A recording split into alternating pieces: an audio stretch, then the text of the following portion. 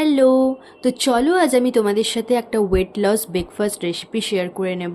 আমি এটা আমার হাজব্যান্ডের ওয়েট লস জার্নিতে ওকে ব্রেকফাস্টে সকালে দিয়ে থাকি। তো চলো কিভাবে বানাই আর কি কি লাগছে তোমাদের সাথে শেয়ার করে নিই, দেখতে থাকো। প্রথমেই দেখো, আমি একটা বোলে 5 থেকে 6 চামচ টক দই নিয়ে নিয়েছি। আমি এখানে এটা টক দই দিয়েই বানাবো, তোমরা চাইলে দুধ দিয়েও বানাতে পারো। এখন আমি চামচ দিয়েই এই টক দইটাকে হালকা করে একটু ফেটিয়ে নেব।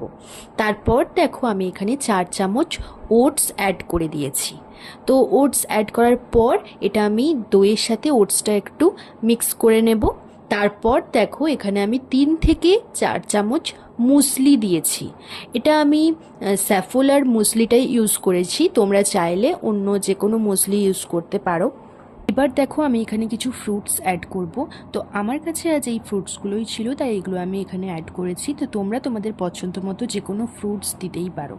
আর সাথে দেখো, আমি ওভারনাইট একটু চিয়া সিড ভিজিয়ে রেখেছিলাম, তো সেটা আমি এখন এখানে 1 চামচ দিয়ে দিয়েছি।